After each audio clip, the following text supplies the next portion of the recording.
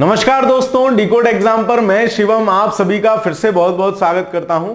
पूर्वावलोकन श्रृंखला हम लोग पढ़ रहे हैं जिसमें हम लोग भौतिकी विषय देख रहे हैं। साथ साथ भौतिकी लगभग समाप्त होने वाला है। 2 कक्षाएं आपकी इसके बाद और रह जाएंगी। ठीक है, भौतिकी आपका पूरी तरह से समाप्त हो जाएगा। वर्ल्ड ज्योग्राफी हम लोगों ने खत्म कर ली है, इंडियन ज्योग्राफी चल रही है। उसके साथ साथ अब एक विषय इसके बाद और चला लिया जाएगा। ठीक है, तो हम लोग कल पढ़ रहे थे अंतरिक्ष प्रौद्योगिकी और उसका हमने पार्ट 1 देख लिया था, पहला भाग देख लिया था, जिसमें हमने लगभग 80 प्रश्न देख लिए थे। क्यों? क्योंकि हमारे पास एक लिमिट टाइम होता है। ठीक है, 1 घंटे में ही हमको चीजें निपटानी रहती हैं। ठीक है, चलिए तो आज देखते हैं।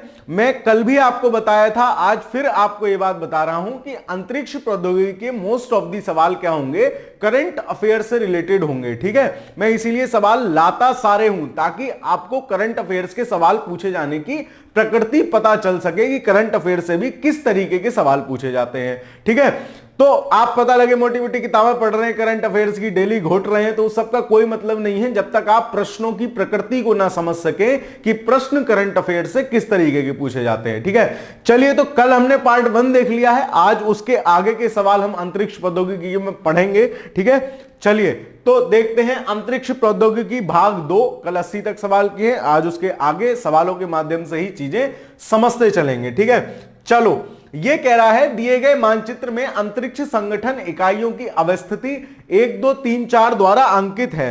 इन इकाइयों को नीचे दी गई सूची में सुमेलित कीजिए तथा सूची के नीचे दिए गए कूटों का उपयोग करते हुए सही चुनिए। आपको भारत में स्थितियां दिखाई गई हैं कि कहां कहां क्या क्या है। अब देखो, अगर आपको यह पता है, 4-5 चीजें मैं आपको याद कराऊंगा, इसमें दिमाग में रख लेना जो उससे रिलेटेड है, मतलब इसरो से रिलेटेड है। कोई क्या कर रहा है, कोई उनका जो ईंधन होता है, मान लो रॉकेट के ईंधन होते हैं ना, है ना भाई, ईंधन से ही तो ऊपर जाएगा रॉकेट। कल मैंने आपको बताया था रॉकेट में आपका उपग्रह कहां रखा होता है, ईंधन कहां होता है, ये सब चीजें कल मैंने बताई थी।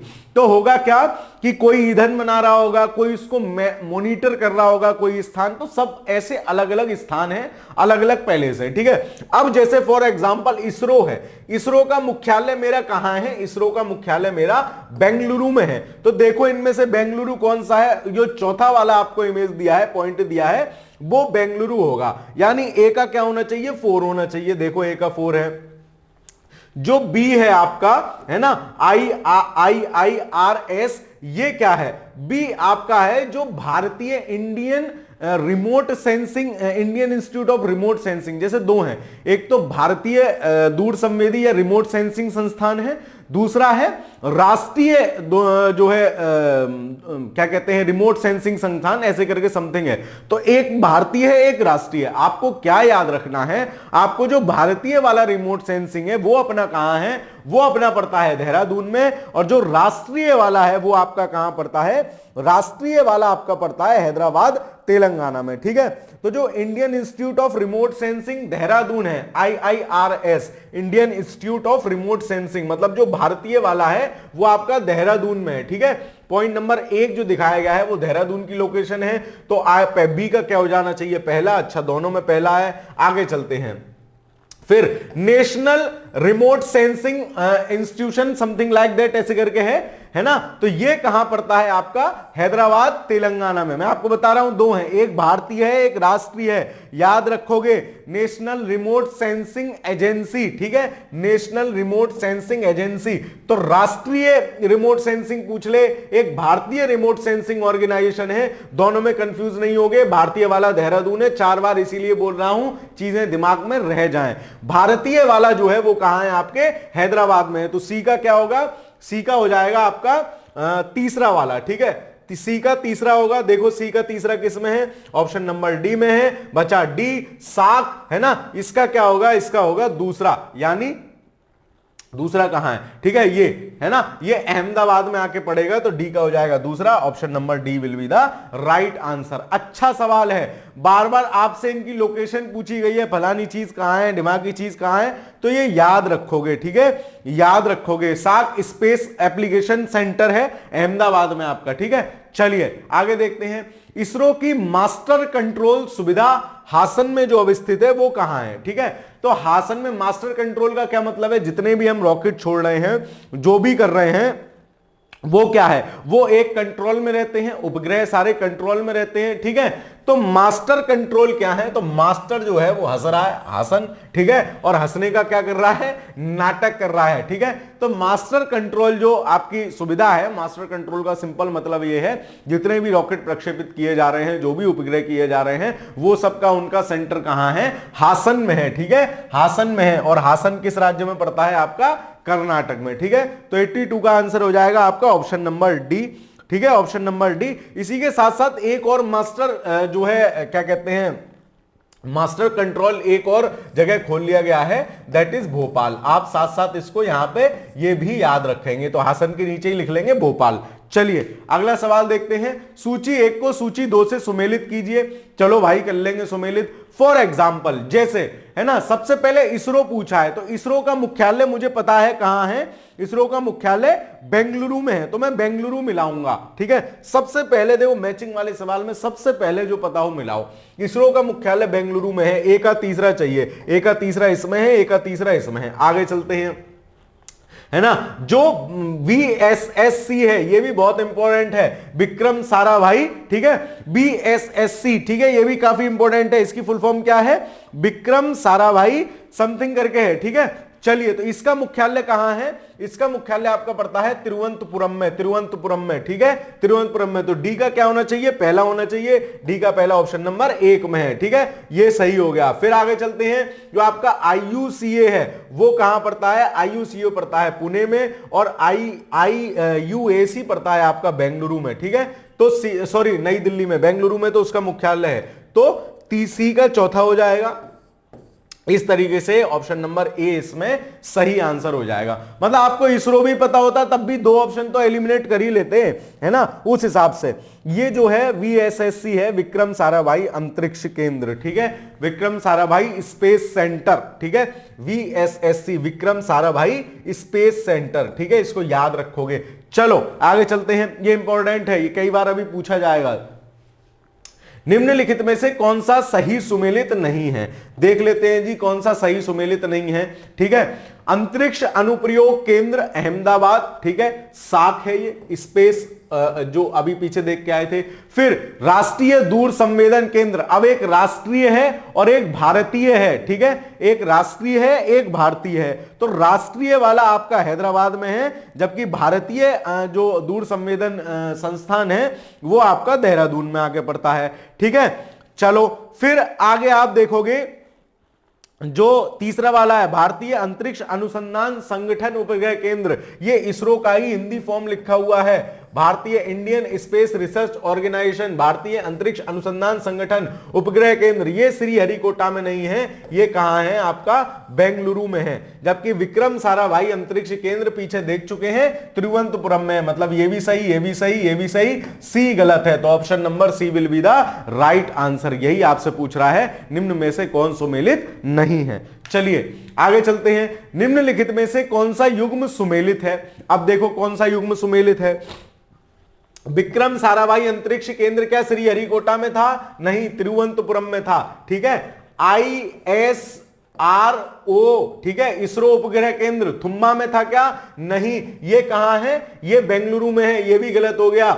SHAR, ठीक है, ये सार बेंगलुरु में, और स्पेस एप्लीकेशन केंद्र SAC साक, ठीक है। तो जो आपका स्पेस एप्लीकेशन केंद्र है, पीछे भी अभी हम लोग पढ़ के आए हैं, ठीक है, वो कहां है आपका, साक आपका कहां है, अहमदाबाद में है, स्पेस एप्लीकेशन केंद्र, ठीक है। बाकी इसमें जो है सारे गलत हैं, ठीक है, ये, ठीक है। तो option number D will be the right answer. वही पूछ रहा है आपसे कौन सा सही सुमेलित है। 4-5 याद कर लो, जैसे अभी तक बार बार जो आया है इसरो, ठीक है, इसरो का मुख्यालय कहां है, बेंगलुरु में है। साक आपसे बार बार पूछ रहा है, साक का मुख्यालय कहां है, अहमदाबाद में है। फिर विक्रम साराभाई स्पेस एजेंसी, है ना, ये पूछ रहा है, इसका मुख्यालय कहां है, तिरुवनंतपुरम में। इन 3-4 को याद कर लोगे, सवाल आपका ठीक होने की संभावना बढ़ जाएगी। चलो फिर वही पूछा है, फिर मिलाओ, देखो, अच्छा मिलाना नहीं है, इस बार बताना है कौन सा सही है। विक्रम साराभाई अंतरिक्ष केंद्र बिल्कुल सही है, त्रिवेंद्रम या तिरुवनंतपुरम केरल में है।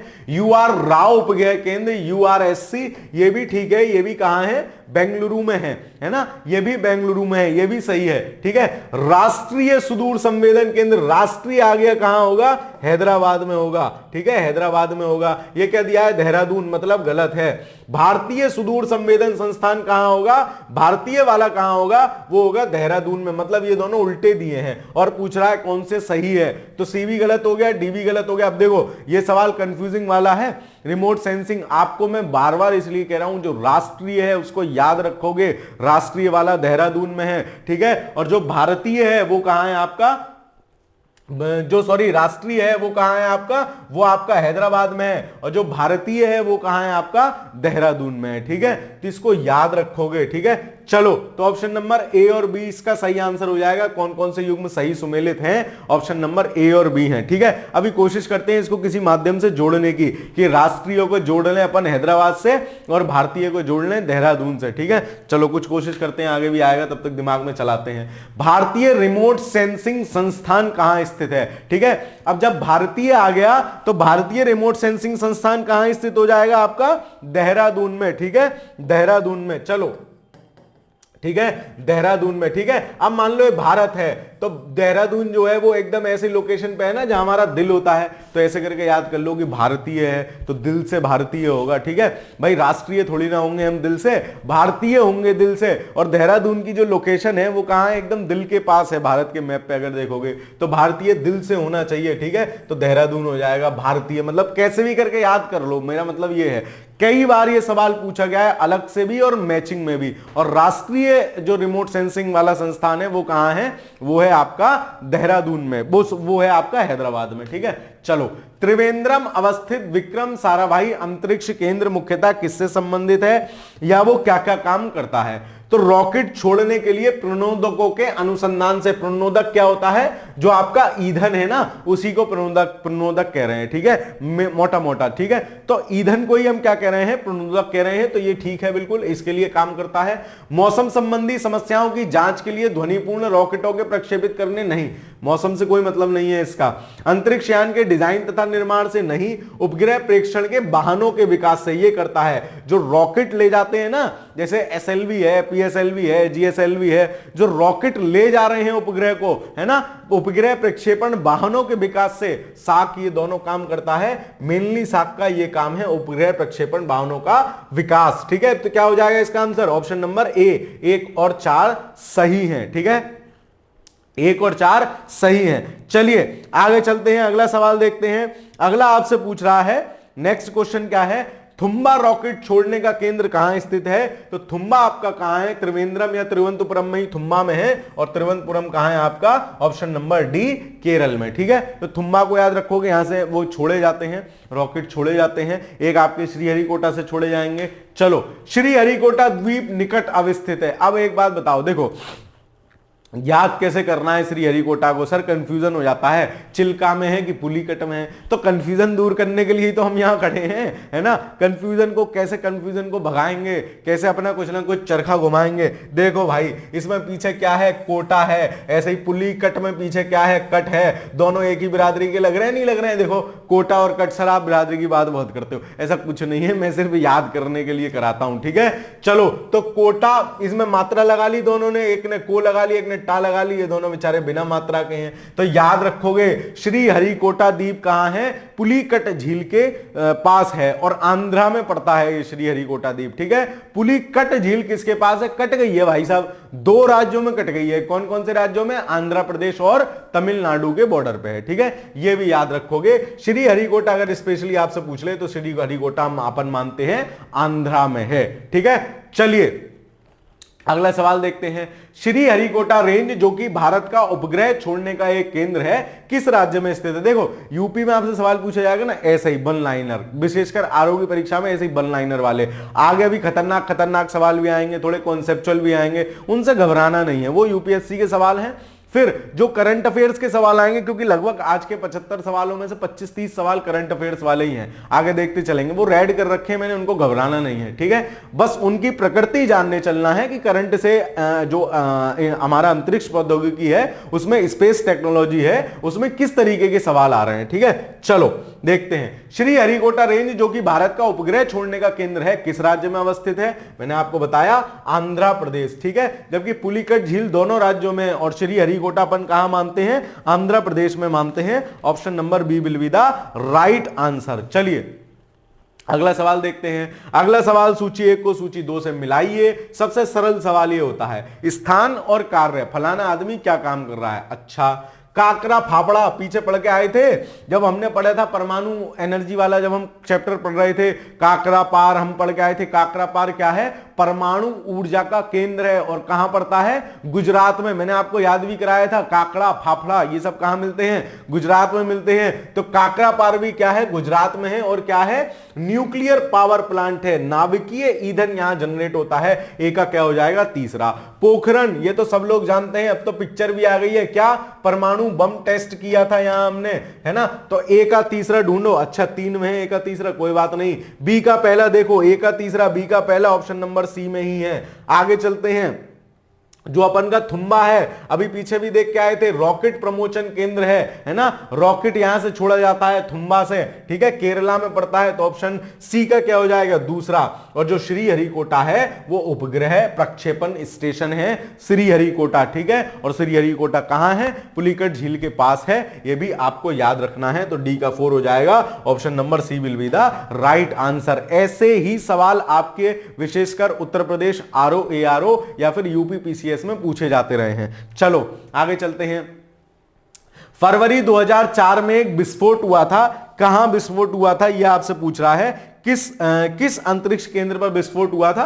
करंट अफेयर्स का सवाल है ना, तो उससे घबराना नहीं है। हालांकि श्रीहरिकोटा में वो हुआ था विस्फोट, है ना। मैं इनके आंसर देता रहूंगा, लेकिन रेड वाले क्वेश्चन का लोड कतई नहीं लेना है, ठीक है, इनको कतई नहीं रटना है, ठीक है। क्यों? क्योंकि करंट अफेयर्स के सवाल है, इनसे घबराना नहीं है। चलो आगे चलते हैं। निम्नलिखित कथन ए और आर पर विचार कीजिए और अपना उत्तर दिए गए कूट से चुनिए। देखो, एक हवाई जहाज के पंख की ऊपरी सतह उन्नोत्तर मतलब उत्तल टाइप बनाई जाती है और निचली सतह नतोदार बनाई जाती है मतलब अवतल। बिल्कुल सही बात है, ठीक है। आपने देखा होगा ऊपर की तरफ से एरोप्लेन के पंख जो होते हैं ऐसे मुड़े हुए से होते हैं, वो हवा का चक्कर होता है, हवा ज्यादा पड़ के उस पर परेशान ना करे। शीर्ष भाग पर वायु प्रवाह की द्रुत गति कम होती है और इसलिए अधो भाग में शीर्ष दबाव बना रहता है। यह गलत है, उल्टा दिया है। नीचे जो होती है वायु का प्रेशर ज्यादा होता है, जिस कारण वो अपलिफ्ट हो पाता है। तो कारण गलत है जबकि कथन सही है। तो क्या हो जाएगा? ए सही है जबकि आर गलत है। 94 का आंसर क्या हो जाएगा आपका? ऑप्शन नंबर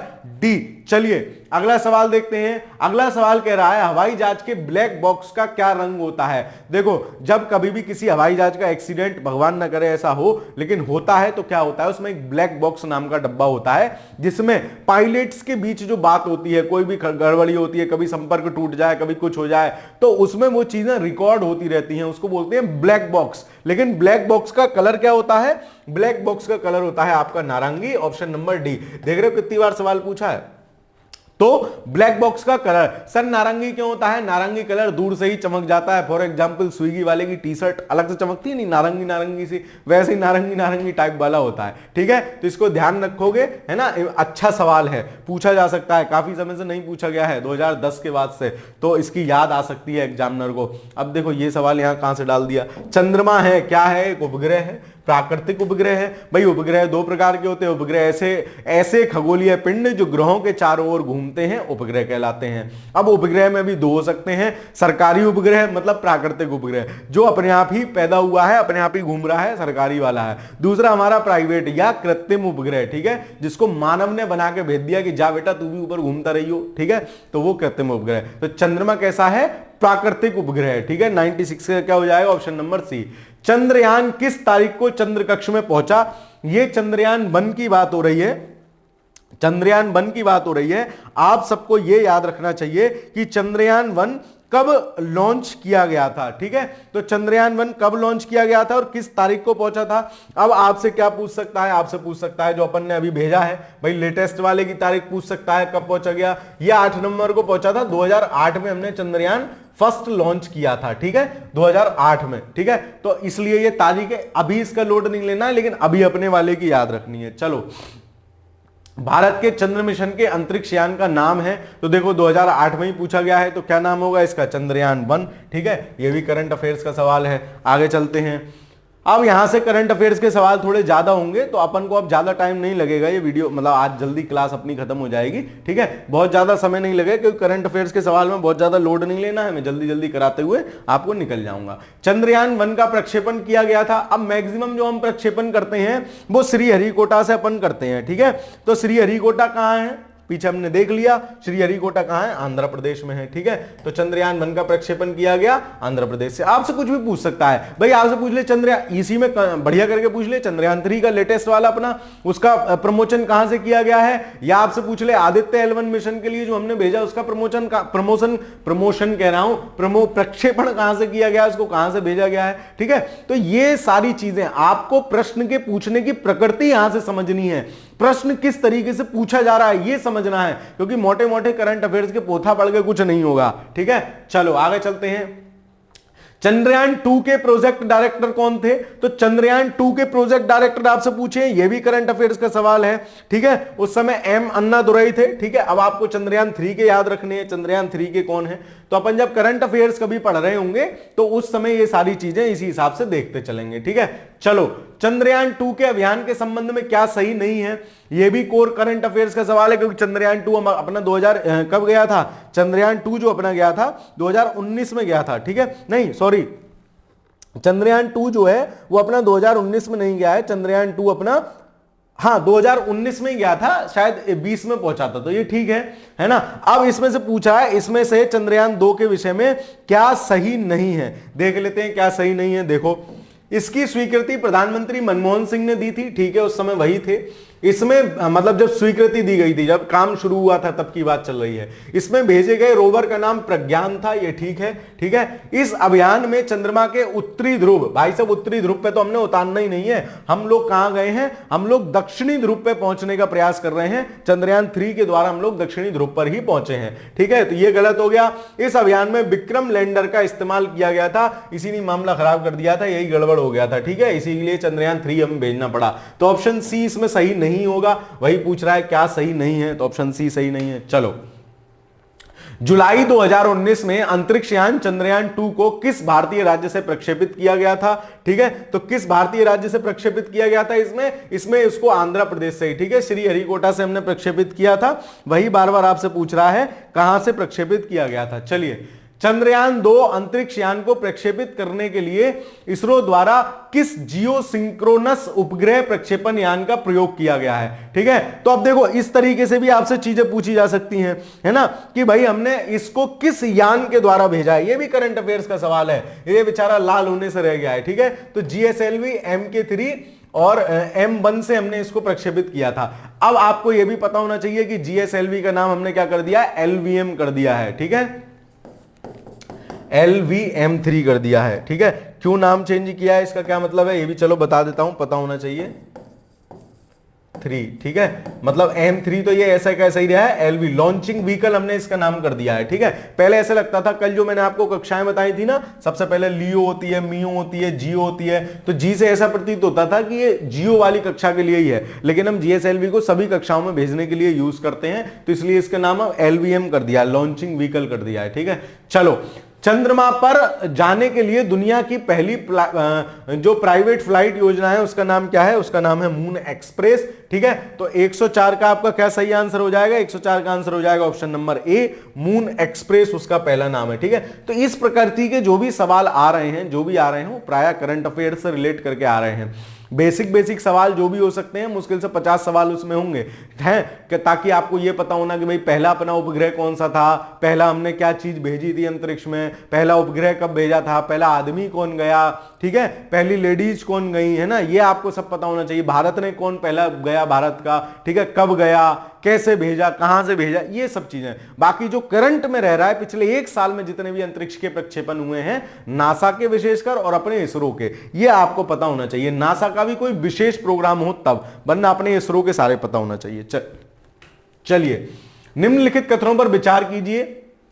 ये भी करंट अफेयर्स का सवाल है, ठीक है, मंगलयान से रिलेटेड है। मैं बता रहा हूं यहां से मैक्सिमम सवाल करंट अफेयर्स के आते चलेंगे, ठीक है। चलो, इसरो द्वारा प्रमोचित या प्रक्षेपित मंगलयान को मार्स ऑर्बिटल मिशन भी कहा गया, ठीक है। हमारे मंगलयान को मार्स ऑर्बिटल मिशन हमने नाम दिया था, ठीक है, ठीक है। इसरो द्वारा इसरो ने भारत को यूएसए के बाद मंगल के चारों ओर अंतरिक्ष यान का चक्रमण करने वाले दूसरा देश बना दिया। नहीं, हमेशा याद रखना, हमसे आगे 2-3 कंट्री रहती हैं। यूएसए रहता है, रूस रहता है, European union EU, European union, ये 3 चचा तो हमेशा हमसे लगभग अंतरिक्ष में आगे ही हैं, मैक्सिमम चीजों में हमसे आगे हैं। तो आपसे पूछे कि दूसरा पहला देश बना दिया है, तो वो हमेशा गलत होगा। दूसरा उड़ाओ, दूसरा गया, ये गया, ठीक है। तीसरा देखते हैं, है ना, मंगलयान ने भारत को एकमात्र ऐसा देश बना दिया है जिसने अपने अंतरिक्ष यान को मंगल के चारों ओर चक्रमण कराने में पहली बार में ही सफलता प्राप्त की। ये सही है, हम लोग पहली बार में ही पहुंच गए मंगल के चारों ओर, मतलब घूमने वाले पहले देश बने हैं जो पहली बार में ही पहुंचा है। तो 1 और 3 option number C will be the right answer. इन्होंने कई बार प्रयास किया, इसके लिए हमारे वैज्ञानिकों को सलाम है, ठीक है, मतलब फर्स्ट अटेम्प्ट में ही क्वालिफाई कर दिया। चलो आगे चलते हैं। तियानवेन क्या है, तो तियानवेन क्या है, ये चाइना का है, नाम सही लग रहा है। अब चाइना का भी क्या है, तो चाइना का क्या है, चीन का अंतरिक्ष यान है, ठीक है, चीन का अंतरिक्ष यान है तियानवेन 1। चीन की अंतर महाद्वीपीय मिसाइल नहीं, चंद्रमा का रोवर नहीं, अंतरिक्ष स्टेशन नहीं, ठीक है, अंतरिक्ष यान है तियानवेन 1, ठीक है। ये करंट अफेयर्स में अभी भी काफी चर्चा में था, 2021 में ही आपसे पूछा गया है। चलिए अगला सवाल देखते हैं। अगला सवाल आपसे क्या कह रहा है, ये भी करंट अफेयर्स है। निम्नलिखित में से, इसमें करंट अफेयर्स के सवालों में प्रकृति देखते चलनी है। बार बार कह रहा हूं, सवाल किस तरीके से पूछा जा रहा है ये देखते चलना है। निम्नलिखित में से कौन सा, ये नहीं भग जाए छोड़ के, अरे तो पुराने सवाल हैं करंट अफेयर्स के, क्या करेंगे, नया पढ़ लेंगे। बेटा पढ़ना कैसे, अभी तो सीखना है। चलो, निम्नलिखित में से कौन सा कथन चीनी अंतरिक्षयान सेनझाओ 7 के बारे में सही नहीं है। इसमें चारों अंतरिक्ष यात्री थे, है ना, इसमें 4 अंतरिक्ष यात्री थे। इसको लॉन्ग मार्च F2, ये पुराना सवाल है, करंट अफेयर्स का है। इसमें जो गलत है वो 3 अंतरिक्ष यात्री थे, 4 नहीं है। तो इस हिसाब से भी आपको कोई भी सवाल के बारे में 4 स्टेटमेंट देके भी पूछ सकता है, इनमें से कौन सा गलत है। अगला देखते हैं। अगस्त 2016 में चीन ने मिसियस उपनाम से एक प्रणाली विकसित की थी, जो क्या थी, है ना, मिसियस उपनाम से क्या थी, तो वो क्या थी, एक क्वांटम उपग्रह संचार प्रणाली थी, ठीक है, क्वांटम उपग्रह संचार प्रणाली थी। ये भी करंट अफेयर्स का सवाल है और 2016 में आपसे उठ के पूछ लिया गया है। चलो, हाल ही में इसरो और CNES ने संयुक्त समुद्री निगरानी प्रणाली स्थापित की है ना, उस पर हस्ताक्षर किए हैं। तो CNS किस देश की, जो ये पूछ रहा है, दूसरी वाली संस्था है, वो किस देश की है, तो आपको याद रखनी है। CNES किस देश की एजेंसी है, अंतरिक्ष एजेंसी है, फ्रांस की। जैसे अपनी इसरो है ना, इंडियन स्पेस रिसर्च ऑर्गेनाइजेशन, याद रखना 1969 में अपन की बनी है, ठीक है। अब आप सोच लो 1969 में जब चंद्रमा पहुंच गए थे चचा, ठीक है, मतलब कौन, चंद्रमा पहुंचने वाला पहला आदमी कौन, नील आर्मस्ट्रांग, तब हम अपना इसरो बना रहे हैं। लेकिन फिर भी हमने आज कितनी तेजी से प्रगति की है, ये सबके सामने की बात है, ठीक है। चलो, तो अपने आप को पहचानना है ना, इंडियनाइजेशन को पहचानना है, भारतीयता को पहचानना है, गरियाना नहीं है उसको। हम लोग कल्चरल रूप से बहुत रिच हैं, ठीक है, चीजें समझनी है हमें, है ना, हम लोगों के दिमाग बहुत रिच हैं, ठीक है। आप देखते ही हो जैसे बड़ी बड़ी जितनी भी पूरी MNCs हैं, उनके सबके CEO आपको भारतीय मिल जाएंगे। तो माइंड से हम लोग बहुत रिच हैं, अपने ऊपर मतलब जैसे अपने अपने ट्रेडिशंस को, अपनी परंपराओं को, उन सब चीजों को गरियाना नहीं है, उनका कोई ना कोई मतलब है, ठीक है, उसको समझना है, उसकी तर्कपूर्ण व्याख्या करनी है। खैर चलिए आगे चलते हैं। आर्कटिक की जलवायु की निगरानी के लिए किस देश ने अपना पहला उपग्रह आर्कटिका M लॉन्च किया है, ठीक है। तो किस देश ने अपना पहला उपग्रह आर्कटिक की निगरानी के लिए आर्कटिका M लॉन्च किया है, ये अभी रिसेंट का ही सवाल है, करंट अफेयर्स का बिल्कुल, ठीक है। तो ये किसके द्वारा लॉन्च किया गया है, आपके रशिया द्वारा, रूस द्वारा, ठीक है, रूस द्वारा। तो ये देखो करंट से ऐसे ही सवाल पूछ लिए जाते हैं। है ना। तो याद मतलब यही मेरा मेन उद्देश्य, मैं चाहता ये सवाल हटवा भी सकता था, लेकिन मैंने लगवाए इसीलिए कि 10-15 मिनट आपके फालतू चले जाएंगे, लेकिन आप करंट अफेयर्स के सवालों की प्रकृति समझते चलेंगे। देखते जरूर जाना, किस अंतरिक्ष एजेंसी ने हाल ही में उपग्रह को ले जाने वाले विश्व के सबसे छोटे रॉकेट का सफल प्रक्षेपण किया है, ठीक है। तो वो कौन सी है? जाक्सा, जापान वाली है सबसे छोटा रॉकेट। बाकी हमने भी अब एसएलवी बना लिया है, एसएसएलवी, एसएलवी जो भी है वो शॉर्ट सैटेलाइट लॉन्चिंग व्हीकल। हल्के उपग्रह में ले जाने हो तो क्यों हम अपना पीएसएलवी और जीएसएलवी को भेजें, हम छोटे भैया को भेज देंगे। मतलब पीएसएलवी जीएसएलवी क्या हो गए, बड़े हो गए, दादा हो गए। तो वो कह रहे हैं भाई साहब हर उपग्रह हमसे ही भेजोगे, कोई छोटा बना लो। तो उन्होंने एक छोटा नया आइटम बना दिया है, बोले छोटे उपग्रह तू लेके जाना, ठीक है। चलो, नासा की जेट प्रपोल्सन लेबोरेटरी स्थित है। तो ये नासा की जेट प्रपोल्सन लेबोरेटरी, ये क्या है? जेट प्रपोल्सन वही मतलब जो ईंधन वाला सिस्टम एक तरह से मोटा मोटा, कहां है? पासाडेना में है, ठीक है। पासाडेना में है नासा की जेट प्रपोल्सन लेबोरेटरी, पासाडेना में है। चलो, ग्रीज लाइटनिंग 10 GL10 जिसका हाल ही में समाचारों में उल्लेख हुआ है, वो क्या है? ठीक है, ये आपसे पूछ रहा है वो क्या है। अब देखो देखो क्या है। नासा द्वारा परीक्षित विद्युत विमान, ठीक है। जापान द्वारा डिजाइन किया गया सौर शक्ति से चलने वाला 2 सीटों वाला विमान। चीन द्वारा होता तो उसका नाम ग्रीट लाइटनिंग नहीं होता, कोई टान टेंग समथिंग टुंग टांग ऐसा करके कुछ होता, तो ये तो गलत हो जाएगा, ठीक है। इसरो द्वारा डिजाइन किया हुआ पुनरुपयोग रॉकेट, ये भी नहीं होगा। क्यों? क्योंकि हमारा इसरो प्राय भारतीय नाम देता है, ठीक है, प्राय भारतीय नाम देता है किसी भी चीज को। बचे ये नासा और जापान, तो क्या होगा इसमें? नासा इसका आंसर होगा, ग्रीज लाइटनिंग 10, ठीक है। मतलब जैसे नासा कोई चीज बना रहा है तो उसका नाम प्रॉपर इंग्लिश में होगा, चाइना बना रहा है तो उनकी टंग टांग वाली लैंग्वेज में होगा, भारत बना रहा है तो भारतीयता उसमें झलकेगी, इसरो बना रहा है। तो आप मतलब आपको ना भी पता हो तो ऐसे तुक्का टाइप भी जो लगता है ऐसे लगा सकते हो कॉमन सेंस से। अगला सवाल देखते हैं। अगला सवाल आपसे क्या कह रहा है? नासा के किस अंतरिक्ष यान ने चंद्रमा पर जल होने की पुष्टि की थी? सवाल काफी मतलब पुराना है, लेकिन फिर भी हमें याद रखना है। सोफिया इनका जो है वो था अंतरिक्ष यान जिसने चंद्रमा पर जल होने की पुष्टि की थी कि चंद्रमा पर जल है। जैसे चंद्रमा पर हमें अब तक क्या क्या मिल गया है? जल मिल गया है, ठीक है। जैसे मंगल पे पूछ ले क्या मिल गया है, तो मंगल पे, चंद्रमा पे तो बहुत चीजें मिल गई हैं। मंगल पे जल मिल गया है, मीथेन मिल गई है ना, जिप्सम और सल्फेट, ये सब चीजें मंगल पे मिल गई हैं, ठीक है। चलो, नासा के डीप इंपैक्ट अंतरिक्ष मिशन का कौन सा धूमकेतु केंद्रक के, है ना, विस्तृत चित्र लेने के लिए उपयोग में लाया गया था, ठीक है। तो इसका आंसर क्या होगा? ये आपसे वो पूछ रहा है डीप इंपैक्ट अंतरिक्ष मिशन, तो अंतरिक्ष मिशन का नाम पूछ रहा है ना, जो धूमकेतु के चित्र लेने के लिए, धूमकेतु कौन है? घूमते रहते हैं ये अंतरिक्ष में, ठीक है ना। मतलब तो इसका आंसर क्या होगा? ये होगा टेम्पल 1, ठीक है। ये पुराना सवाल है, वही करंट अफेयर से, तो घबराना नहीं है। चलो आगे चलते हैं। नासा के मंगल ग्रह पर यान का क्या नाम है? तो नासा का जो यान मंगल ग्रह पर गया है वो क्या था? वो फिनिक्स था, ठीक है, फिनिक्स था। इसको याद रखोगे, जैसे मंगल ग्रह पर यान है, फिनिक्स है, ठीक है। चंद्रमा पे पानी की खोज किसने की है? सोफिया ने की है। मंगल ग्रह पर जनवरी 2000 में पहुंचने वाला प्रथम अमेरिकन रोवर था, है ना। तो सबसे पहले जो अमेरिकन रोवर चंद्रमा पे पहुंचा था वो क्या था?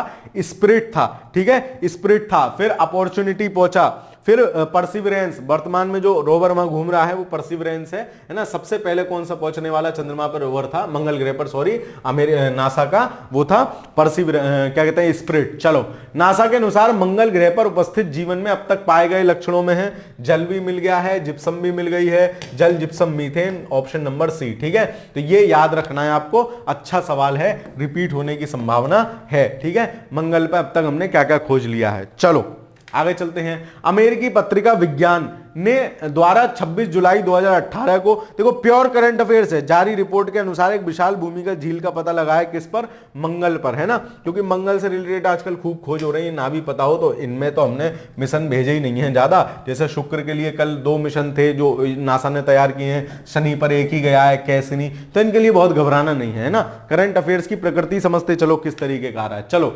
मीथेन उपस्थित है किसके वायुमंडल में? चंद्रमा के, सूर्य से तो कोई मतलब नहीं है, चंद्रमा से कोई मतलब नहीं है ना। बचे मंगल और बृहस्पति। तो देखो मीथेन तो बृहस्पति पे भी है, लेकिन प्रश्न पूछने की प्रकृति मंगल के लिए होगी। मीथेन बृहस्पति पे भी, मीथेन का वातावरण तो ठीक ठाक है, वो तो है ही, जोबियन ग्रह, गैसियस ग्रह ही है ना। बृहस्पति से 4 ग्रह हैं, बृहस्पति, शनि, अरुण, वरुण, ठीक है। ये तो है ही गैसियस ग्रह, यहां तो मीथेन होगी ही, लेकिन मंगल भी इसका सही आंसर होगा। तो इसमें दोनों सही हैं, सी डी में से कोई लगाया होगा आयोग दोनों सही मानेगा, ठीक है। तो इस प्रकार के प्रश्नों से घबराना नहीं है जहां दो आंसर हो, बार बार बोलता हूं, ठीक है। इतने सारे लोग देखते हो यार, लाइक वाइक वीडियो कर दिया करो, ठीक है। बाकी कमेंट वमेंट करते रहा करो कि हाँ सर बढ़िया चल रहा है, सब कुछ आनंद आ रहे हैं, ठीक है। चलो खैर, शनि ग्रह के वायुमंडल में निम्नलिखित में से कौन सी गैस सबसे अधिक मात्रा में पाई जाती है? तो शनि पे सबसे ज्यादा तो भाई साहब आपकी हाइड्रोजन ही है, ठीक है। लेकिन अब ये हाइड्रोजन इसमें ऑप्शन नहीं है, तो CO2, नाइट्रोजन, सल्फर, मीथेन में से मीथेन ही मिलेगी, ठीक है। इनमें से क्या मिलेगी? आपकी मीथेन ही मिलेगी, ठीक है, मीथेन। तो आंसर क्या हो जाएगा? ऑप्शन नंबर डी, मीथेन सही आंसर हो जाएगा। आगे चलते हैं। निम्नलिखित में से किस ग्रह का घनत्व तो सबसे कम है? ये सवाल तो स्पेस टेक्नोलॉजी का थोड़ी ना है, ज्योग्राफी का सवाल है। खैर फिर भी दे रखा है तो कर लेते हैं। सबसे कम घनत्व किसका है? आपका शनि का है। और सबसे ज्यादा घनत्व आपका किसका है? पृथ्वी का है। तो सबसे ज्यादा पूछे तो पृथ्वी, सबसे कम पूछे तो शनि। इसका 1 से भी कम है, 0.0 समथिंग है, 0.7 समथिंग, और पृथ्वी का 5.9 है, ठीक है, याद रखना है। तो सबसे ज्यादा घनत्व पूछे तो पृथ्वी, और सबसे कम पूछा है तो शनि। चलो आगे चलते हैं। अंतरिक्ष यान डिस्कवरी, जिसे 4 जुलाई 2006 को क्या कर दिया हमने? रिटायर कर दिया है। 4 जुलाई 2006 को अंतरिक्ष में प्रक्षेपित किया गया था कि ईंधन टैंक को भरा गया था। हे प्रभु, है ना, कैसे कैसे सवाल पूछते हैं। तो ईंधन टैंक में क्या था? द्रव हाइड्रोजन थी, द्रव ऑक्सीजन थी के मिश्रण से, ठीक है, ठीक है। चलो तो इसका आंसर क्या हो जाएगा? Option number C. आगे चलते हैं। अंतरिक्ष खोज के लिए अपोलो 8 को छोड़ा गया था। ये तो सवाल ही गलत है? भाई अपोलो 11 से तो चचा गए हैं हमारे वहां चंद्रमा पे, ये गलत है। शायद 1968 होना चाहिए, 1998 किया तो मिस टाइप होगा या कुछ होगा। इसको देख लेना सवाल को एक बार। चलो आगे चलते हैं। चंद्र कक्षीय मिशन सेलिन निम्नलिखित वन में से किसका है? तो सेलिन वन किसका है? जापान का है, ठीक है। ऑप्शन नंबर सी सही आंसर होगा। सेलिन वन किसका है? जापान का है, ठीक है। ये भी करंट अफेयर्स का सवाल है। चलो तो इस प्रकार कोई और भी देश का इंपॉर्टेंट मिशन है वो भी हमें देख लेने हैं भाई, कौन कौन से देश कौन कौन से छोड़ रहा है। करंट अफेयर से हमें क्या क्या समझ में आया, कौन कौन से सवाल आते हैं, अंत में समराइज कर लेंगे, ठीक है, ताकि पता चल सके। जो लोग पूरी वीडियो देख रहे हैं उनको फायदा हो, सबको क्यों हो। जेट इंजन और रॉकेट के बारे में निम्नलिखित कथनों पर विचार कीजिए। कर लेते हैं भाई साहब जेट और रॉकेट के बारे में। जेट इंजन अपनी ऑक्सीजन पूर्ति के लिए परिवेश की वायु का प्रयोग करते हैं, अतः यह अंतरिक्ष की गति के लिए अनुपयुक्त है, ठीक है। अतः यह क्या है? अंतरिक्ष की गति के लिए अनुपयुक्त है, बिल्कुल सही है ना। जेट इंजन अंतरिक्ष में थोड़ी ना भेजे जाते हैं। चलो अंतरिक्ष में रॉकेट भेजे जाते हैं। रॉकेट अपनी ऑक्सीजन पूर्ति गैस के रूप में, और नहीं, ऑक्सीजन पूर्ति गैस के रूप में नहीं करते हैं। वो रॉकेट जो होते हैं अपने साथ ईंधन ले जाते हैं। हम बार बार पढ़ते हैं द्रवित ऑक्सीजन, द्रवित फलानी चीज, तभी तो उनको क्रायोजेनिक इंजन की जरूरत पड़ रही है। क्रायो का मतलब होता है बहुत कम टेम्परेचर वाला, क्रायो, ठीक है। तो एक क्रायोजेनिक इंजन की जरूरत पड़ती है रॉकेट को, इसीलिए तो, ठीक है, क्योंकि वो द्रव के रूप में ले जाते हैं, फिर उसका प्रपल्शन करके ईंधन लेते हैं। ईंधन साथ ले जाता है, तो ये तो वैसे ही गलत है। दूसरा ए सही है ना। जेट इंजन ऑक्सीजन की पूर्ति किससे करता है? परिवेश की वायु से, उसी से मामला काम चलाता रहता है। कौन सा सही है? ऑप्शन नंबर ए सही है, ठीक है। भाई अंतरिक्ष में क्यों नहीं चल पाएगा? क्योंकि अंतरिक्ष में परिवेश में वायु है ही नहीं, वहां तो निर्वात टाइप से है मामला। चलो, जेट हवाई यान नीचे के स्ट्रेटोस्फीयर में बड़ी सरलता से, जबकि, है ना, नीचे बड़ी सरलता से उड़ रहे हैं, जबकि आसानी से उड़ता है, जबकि बड़ी सरलता और आसानी से उड़ता है। इसका क्या निर्दिष्ट व्याख्या हो सकती है? किस लिए चचा नीचे बढ़िया से उड़ रहे हैं? देखते हैं। नीचे के स्ट्रेटोस्फीयर में बादल और पानी वाष्प नहीं होती, है ना, बिल्कुल ठीक है ना। जो स्ट्रेटोस्फीयर का नीचे वाला हिस्सा है ना, मतलब समताप मंडल का नीचे वाला हिस्सा है, उसमें कोई दुख ही नहीं करता है ना, आराम से उड़ते रहते हैं। मतलब डिस्टरबेंस होता है ना, ज्यादा वायु की मात्रा होगी क्योंकि बहुत तेज स्पीड से उड़ रहे हैं, घर्षण हो जाएगा। नीचे के स्ट्रेटोस्फीयर में लंब रूपी वर्टिकल हवाएं नहीं होती हैं, ठीक है, ऐसी वाली हवाएं नहीं होती है। मान लो ये चचा ऐसे चल रहे हैं, ठीक है, जेट इस डायरेक्शन में चल रहा है, हवा ऐसे चल रही है, टकराएगी, लंबवत दिक्कत होगी। ऑप्शन नंबर सी सही आंसर हो जाएगा। एक और दो दोनों। चलो, किस सिद्धांत पर जेट इंजन काम करता है? रैखिक संवेग संरक्षण के स्थान पर काम जो है उसके क्या कहते हैं, सिद्धांत पर काम करता है। तो आपको याद रखना है किस सिद्धांत पर जेट इंजन कार्य करता है। रैखिक संवेग संरक्षण के सिद्धांत पर जेट इंजन काम करता है। तो 128 का क्या आंसर हो जाएगा आपका? 128 का आंसर हो जाएगा आपका ऑप्शन नंबर ए। चलिए अगला सवाल देखते हैं। आपको याद रखना है, सिंपल याद रखो, जेट इंजन किस सिद्धांत पर काम करता है? तो जेट इंजन किस सिद्धांत पर काम करता है? संवेग संरक्षण। चलो, निम्नलिखित सिद्धांत पर रॉकेट किसमें काम करता है? तो रॉकेट और जेट इंजन दोनों संवेग संरक्षण पे सिद्धांत करते हैं। संवेग संरक्षण क्या होता है? जितना वो नीचे प्रपल्शन दे रहा है उतना ही ऊपर वो उस वेग जो है ले रहा है, स्पीड अप ले रहा है, इसी को मतलब संवेग संरक्षण की दर बराबर है, दोनों तरफ बराबर काम चल रहा है। स्ट्रेट लाइट होता है, तो स्ट्रेट लाइट क्या आइटम है ना? स्ट्रेट लाइट क्या होता है? समताप मंडल में सबसे ऊपरी बैंड, समताप मंडल का सबसे निचला बैंड, अधिक ऊंचाई पर समताप मंडल में स्थापित वायुपोत और शनि का उपग्रह। तो स्ट्रेट लाइट जो है ऑप्शन नंबर सी इसका सही आंसर होगा, अधिक ऊंचाई पर समताप मंडल में स्थापित वायुपोत। ठीक है, वायुपोत ये स्ट्रेट लाइट होते हैं। ठीक है, इनको स्ट्रेट लाइट बोला जाता है। चलो, क्रायोजेनिक ताप से आशय है उस ताप से जो, देखो क्रायोजेनिक जो इंजन होते हैं ना, मैं आपको बता रहा हूं बहुत कम टेम्परेचर पे चीजें काम करते हैं, है ना। क्रायो का मतलब ये, क्रायो मतलब कम, ठीक है। तो क्रायोजेनिक इंजन जो है वो किस टेम्परेचर पे काम करते हैं? तो या तो 150 माइनस 150 डिग्री सेंटीग्रेड, समझ रहे हो भाई साहब, जीरो पे तो बर्फ जम लेती है, माइनस 150 पे हाल है, या फिर -238 फॉरेनहाइट। ठीक है, फॉरेनहाइट में पूछे तो ये होगा। ठीक है, तो फॉरेनहाइट भी याद रखोगे, पता लग दिमाग घूम जाए चाचा का, अच्छा टेम्परेचर तो तुमने सेल्सियस में तो याद कर रखा है, ले फॉरेनहाइट में पूछता हूं तो फॉरेनहाइट में पूछ लेगा भाई साहब, तो याद रखना 238 माइनस। चलो, न्यून तापमान और क्रायोजेनिक का अनुप्रयोग होता है अंतरिक्ष यात्रा, शल्यकर्म, चुंबकीय प्रत्योपान में, है ना। अंतरिक्ष तो हो गई, अंतरिक्ष, शल्यकर्म, दूर मिति में, अंतरिक्ष यात्रा, चुंबकीय और दूर मिति में। ठीक है, तो शल्यकर्म में तो कोई मतलब नहीं है, शल्यकर्म अरे वही चीर फाड़ वाला डॉक्टर वाला सिस्टम, तो शल्यकर्म को हटाओगे तो ऑप्शन नंबर डी इसका सही आंसर हो जाएगा, है ना। ऑप्शन नंबर डी, अंतरिक्ष यात्रा, चुंबकीय प्रोत्थापन और दूर मिति में। ठीक है, तो क्वेश्चन नंबर 132 का आंसर क्या हो जाएगा? Option number D. चलो आगे चलते हैं, अगला सवाल है, निम्न तापी इंजनों का अनुप्रयोग होता है किसमें? वाह भाई वाह, ये तो कोई बात नहीं हुई। ठीक है, निम्न तापी मतलब क्रायोजेनिक इंजन। क्रायोजेनिक इंजन का यूज किसमें कर रहे हैं? रॉकेट प्रौद्योगिकी में कर रहे हैं। हम लोग पढ़ चुके हैं, बार बार देख चुके हैं कि क्रायोजेनिक इंजन का यूज कहां होता है? रॉकेट प्रौद्योगिकी में होता है। चलो आगे चलते हैं, निम्न तापी इंजन प्रयोग में लाए जाते हैं, क्या प्रयोग में लाते हैं? अब देखो, निम्न तापी है, मैंने आपको बताया वो ऑक्सीजन को भी द्रवित करके ले जाएगा अपने साथ। ठीक है, ऑक्सीजन को द्रवित, द्रव क्लोरीन कोई मतलब नहीं, क्लोरीन, द्रव ऑक्सीजन ऑक्सीकारक के रूप में तथा द्रव हाइड्रोजन ईंधन के रूप में, द्रव फ्लोरीन कोई मतलब नहीं है, द्रव सल्फर नहीं, द्रव ऑक्सीजन को ऑक्सीकारक मतलब उससे जलवाएगा। ऑक्सीकारक का क्या मतलब हो गया? ऐसी चीज जो दहन में सहायक होती है। तो द्रव ऑक्सीजन ऑक्सीकारक के रूप में तथा द्रव हाइड्रोजन ईंधन के रूप में। Option B will be the right answer. 134 का क्या हो जाएगा? Option number B. Cryogenic engine का इस्तेमाल होता है, काय में होता है? स्पेस शटल में। ठीक है, बोइंग में नहीं, तीव्र रेल इंजन में क्या करोगे? रेल इंजन को मरवाओगे, है ना। परमाणु भट्टी में नहीं, स्पेस शटल में क्रायोजेनिक इंजन का यूज होता है। क्रायो आपसे पूछे मतलब वेरी कम टेम्परेचर, वेरी कम मतलब वेरी लो। ठीक है, बहुत कम टेम्परेचर, और कितना? -150 डिग्री सेंटीग्रेड या -238 फॉरेनहाइट। चलो, निम्नलिखित में से किसको रॉकेट नोदकों के रूप में प्रयोग नहीं किया जाता है? तो रॉकेट नोदक यार रॉकेट के जो क्या कहते हैं वो है एक तरीके से ईंधन है, उसमें क्या यूज नहीं कर रहे हैं, उसमें क्या यूज नहीं कर रहे हैं? तो द्रव हाइड्रोजन ऑक्सीजन होता है, मिट्टी का तेल नहीं होगा, मिट्टी के तेल से रॉकेट चलाओगे। Option number D will be the right answer. चलो, भारत के बीईएल इसरो के सहयोग से बनाता है, क्या बनाता है? कृषि प्रौद्योगिकी जीएएस सौर सेल, जीएएस सौर सेल बनाता है बीईएल के सहयोग से। ये क्या होता है सर? ये क्या होता है? देखो, उपग्रह चाचा आपने ऐसे देखे होंगे, बीच में तो एक गुंडा सा होता है, ऐसा है ना, ये बीच में, और दोनों तरफ इसके ये पंख से निकले हुए होते हैं। उपग्रह देखा है? नहीं, ऐसे ही होता है उपग्रह, देख लेना, एक इमेज सर्च कर लेना, मैं लगा लाता यहाँ, मुझे पहले ध्यान नहीं रहा। ठीक है, ऐसा सा होता है कुछ उपग्रह, पीछे इसके कुछ ऐसे आइटम से निकले होते हैं। ये क्या है? ये बेसिकली है, ये जो आप साइड में देख रहे हो ना, ये सोलर पैनल है। ठीक है, और क्योंकि ये बाबूजी वहां पे घूमते रहे, तो इनको घूमने के लिए क्या चाहिए? घूमने के लिए तो कुछ नहीं चाहिए, लेकिन वर्किंग के लिए इनको एनर्जी चाहिए, है ना, वर्किंग के लिए चाहिए। तो ये सूर्य से प्राप्त करके सौर सेल के द्वारा काम इनका बढ़िया चलता रहता है। तो जीएएस सौर सेल कौन बनाता है?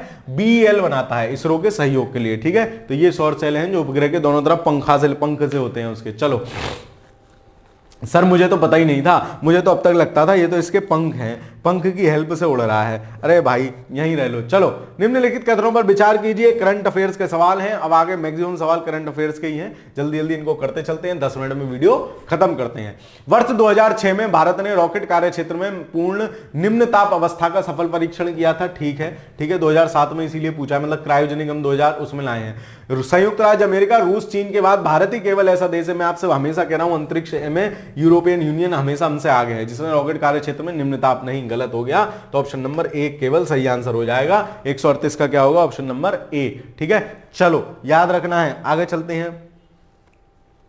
अगला भी करंट अफेयर, निम्नलिखित कथनों पर विचार कीजिए। रीसेट टू उपग्रह फलानी कक्षा में फलानी तारीख को गया। कोर करंट अफेयर से ज्यादा टेंशन नहीं लेना है, छोड़ देते हैं। चलो, भारतीय उपग्रह और उनके प्रक्षेपकों के संबंध में निम्नलिखित कथनों पर विचार कीजिए। ठीक है, चलो देख लेते हैं क्या कह रहा है। अब देखो ऐसे सवाल खत्म कैसे करने हैं। इनसेट श्रृंखला के सभी उपग्रह विदेशों से छोड़े गए। अरे भाई साहब, बाद में हमने अपने आप भी तो छोड़े थे। सभी कह रहा है, यही गलत हो लिया। लो पहला गलत करो, जरा हटाएं क्या। लो, जब पहला गलत तो अपने आप हट गया, आंसर मिल गया। 2 3 4 पढ़ने की भी जरूरत नहीं है, कंफर्म जो चीज पता हो वहां से एलिमिनेट करना ऐसे आसान हो जाता है। पीएसएलवी का प्रयोग आईआरएस श्रृंखला के उपग्रहों के प्रक्षेपण के लिए किया गया। ठीक है, भारत ने जीएसएलवी के तीसरे चरण को शक्ति प्रदान करने के लिए पहली बार स्वदेश निर्मित शीत इंजन का प्रयोग किया। शीत इंजन वही क्रायोजेनिक इंजन। ठीक है, वर्ष 2001 में छोड़े गए जीएसएसटी में अंकीय, बिल्कुल ठीक है, सारी चीजें ठीक है, 2 3 4 सही है। जब एक गलत हो गया ऑप्शन मिल गया, बात खत्म। चलो,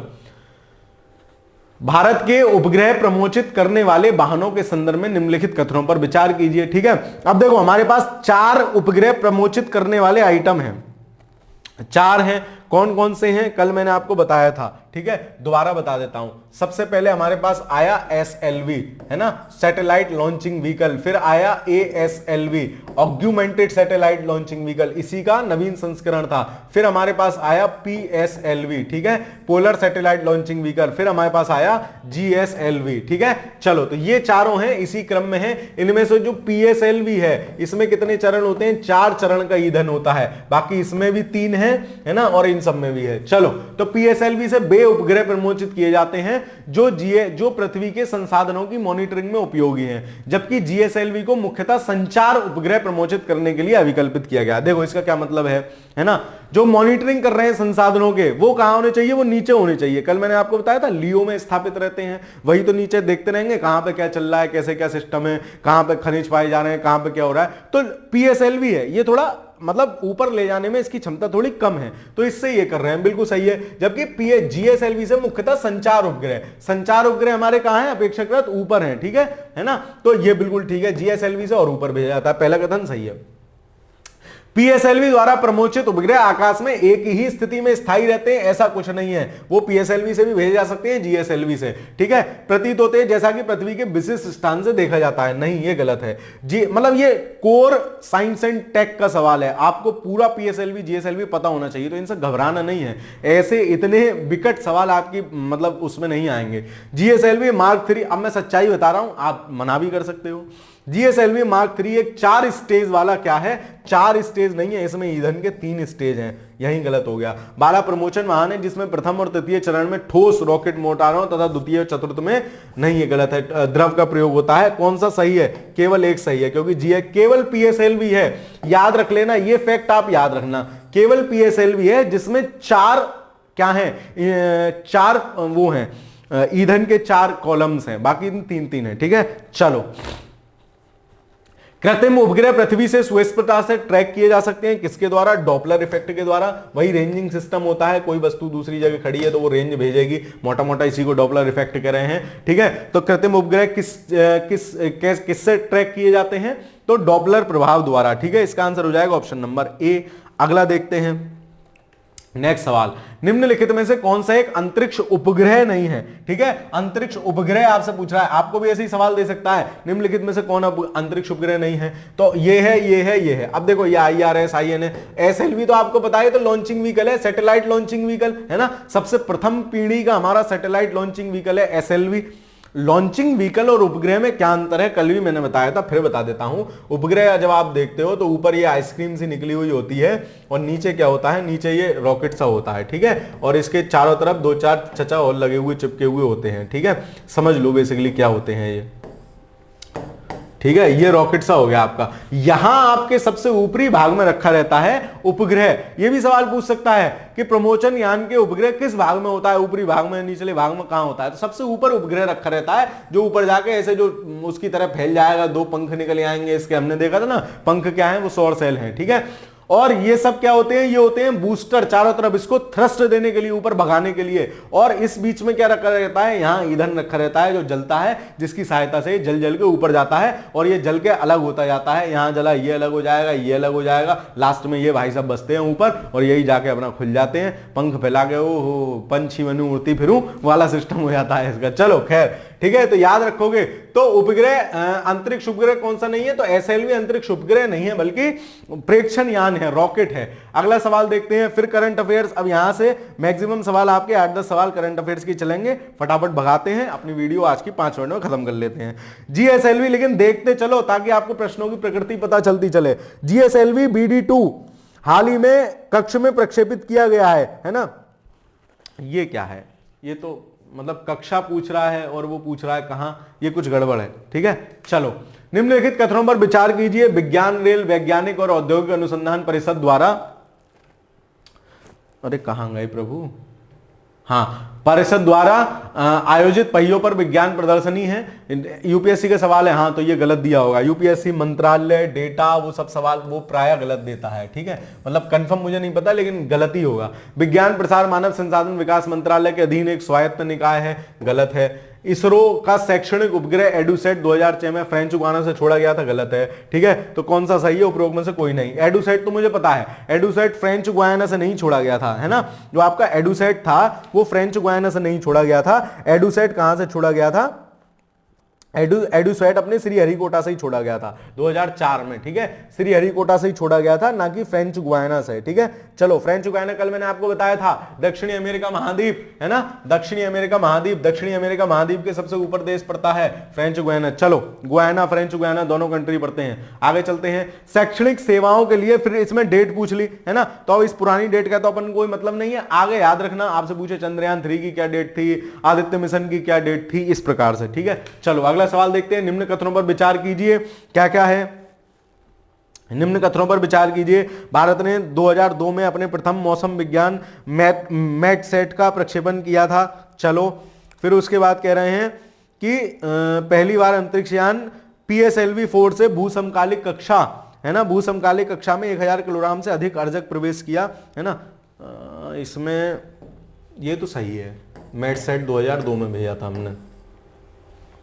C4 से भूमि समकालिक कक्षा में 1000 किलोग्राम से अधिक अर्जक लेकर प्रवेश किया, है ना, ये भी सही, इसमें दोनों सही होंगे, इसका मैं कह नहीं सकता, ठीक है। पहला सही है तो इसको एक बार देख लेना इस सवाल को, ठीक है। हालांकि करंट अफेयर्स का है, इतना लोड नहीं लेना है, ठीक है, लेकिन इसमें शायद पहला तो सही है ही है, दूसरा एक बार देख लेना है। चलो आगे चलते हैं, निम्नलिखित में से एक को नया नाम कल्पना 1 नाम दिया गया है। ये भी करंट अफेयर्स का सवाल है। 2003 में हमने जो अपना मौसम वाला था ना मैटसेट, है ना, जो मौसम के लिए 2002 में हमने भेजा था मैटसेट, उसी को हमने कल्पना 1 नाम दिया था 2003 में। कल्पना चावला जी की, जो आपको पता ही है हमारी अंतरिक्ष यात्री होती थी, लेकिन आते आते उनका यान जो है गड़बड़ हो गया था, तो कल्पना 1 उनकी याद में हमने मैटसेट को नाम दिया था, ठीक है। चलो, सितंबर 2002 में भारत ने प्रक्षेपित किया था। तो देखो ये कई बार सवाल पूछा गया है ना, कई बार ये सवाल पूछा गया। तो सितंबर 2002 में हमने मैटसेट मौसम अनुसंधान वाला, क्योंकि बड़ी उपलब्धि थी भारत के लिए, ठीक है, करंट अफेयर्स का सवाल है, 2002 में प्रक्षेपित किया था। याद रख लेना इसको, पॉइंट को,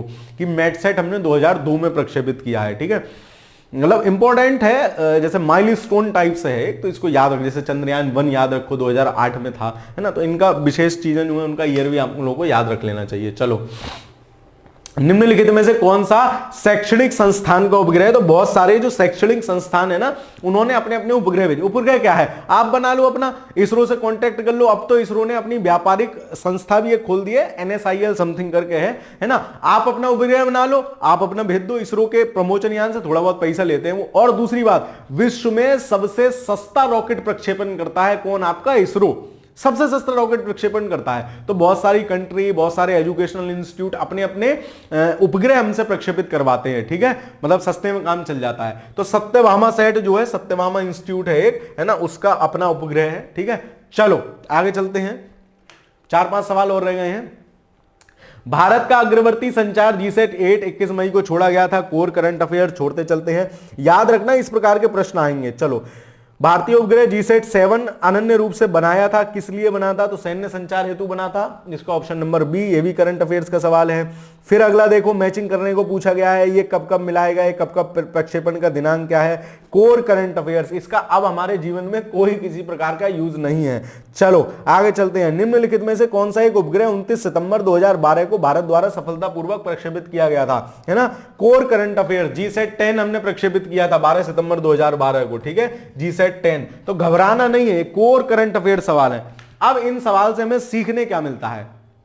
देखो, हमने देखा करंट अफेयर्स में कैसे कैसे सवाल आ रहे हैं, कोई विशेष, मैं समराइज कर रहा हूं, ठीक है, समराइज कर रहा हूं। स्पेस टेक्नोलॉजी के करंट अफेयर्स में कौन कौन से सवाल आते हैं ये आपको पता होना चाहिए। नंबर 1, कोई भी इंपॉर्टेंट यान प्रक्षेपित भारत कर रहा है, खासकर इसरो, तो उसकी डेट, कब वो उस ग्रह पर समथिंग पहुंचेगा, उसकी डेट, ठीक है। दूसरा, किस यान से जा रहा है ये आपको पता होना चाहिए, उसका क्या नाम हमने रखा है ये पता होना चाहिए भारत के संदर्भ में, ठीक है। कहां से छोड़ा गया है ये पता होना चाहिए। उसके साथ साथ अगर कोई विदेश का इंपॉर्टेंट मिशन है ना, चंद्रमा के लिए, मंगल के लिए, अंतरिक्ष के लिए, कोई युगांतकारी घटना है, माइलस्टोन टाइप से है, वो हमें पता होना चाहिए। तो ये सारी चीजें आपको पता होनी चाहिए, जो भी इंपॉर्टेंट फैक्ट हैं। करंट अफेयर से ही स्पेस टेक्नोलॉजी में सवाल ज्यादा प्राय पूछे जाते हैं, ठीक है। चलो, यहां से हमें यह सीखने को मिला। बाकी किस रॉकेट वाहन से इसरो ने जीसैट 6A का प्रक्षेपण किया है, कोर करंट अफेयर सवाल है। आगे चलते हैं। अंतरिक्ष तकनीक भुवन, है ना, ये अपना काफी चर्चा में है। भुवन इज लाइक एज जीपीएस, ठीक है। चलो, जो कि हाल ही में चर्चा में हुआ है, क्या है? एक अंतरिक्ष यान तो नहीं है। इसरो द्वारा अंतरिक्ष में सुदूर से शिक्षा को प्रोत्साहन देने हेतु नहीं, एक अंतरिक्ष टेलीस्कोप जो भारत ने बनाया है, इसरो का एक पृथ्वी विषयक पोर्टल जिसमें 3D फोटो लेने की क्षमताएं हैं, ठीक है। तो पृथ्वी विषयक पोर्टल है ना, जिसमें 3D फोटो पृथ्वी की, जैसे नहीं जीपीएस ना कहो, इसको गूगल अर्थ टाइप कह लो। गूगल अर्थ से नहीं हम लोग 3D इमेज देख लेते हैं, कैसे कैसे बिल्डिंग अच्छा उठी हुई है, ऐसे डम डाउन ऐसे करके सारा चेक कर लेते हैं, उसी तरीके से है भुवन पोर्टल भी, ठीक है। भुवन पोर्टल भी उसी तरीके से है। तो इसमें भी वही सिस्टम है। तो इसरो का एक पृथ्वी विषयक पोर्टल है जिसमें 3D फोटो लेने की क्षमताएं हैं, ठीक है। इसी के साथ आपकी आज की कक्षा समाप्त होती है। हमने करंट अफेयर्स बेसिकली इसीलिए ले लिया ताकि आपको पता चलता रहे। खैर कोई बात नहीं। बाकी वीडियो कैसी लग रही है कमेंट में जरूर बताया करो, वीडियो को लाइक वाइक जरूर कर दिया करो। बाकी चैनल पर हमारे नए हैं तो चैनल को सब्सक्राइब कर लीजिए, ठीक है। समय बहुत कम है, अपने हिसाब से भी चीजें पढ़ते रहिए। विशेषकर यदि आप आरओ का एग्जाम दे रहे हैं तो हिंदी पे भी ध्यान देते रहिए, ठीक है। हिंदी के लिए हमारे डिकोड एग्जाम संस्थान की एक बेहतरीन सी किताब आती है जिसको आप ले सकते हैं और अपना 55+ वाला जो टारगेट है उसको अचीव कर सकते हैं, ठीक है। चलिए फिर मिलते हैं। अब साइंस में तो मुझे लगता है फिजिक्स में 2 या 3 वीडियो और रह जाएंगे, फिजिक्स फटाफट खत्म कर लेंगे, फिर अपन यूपी स्पेशल या पॉलिटी लेते हुए चलेंगे। कमेंट के माध्यम से बताते चलिए आप लोग क्या चाहते हैं। बाकी समय कम है, पढ़ते चलिए, खुश रहिए। बहुत बहुत धन्यवाद।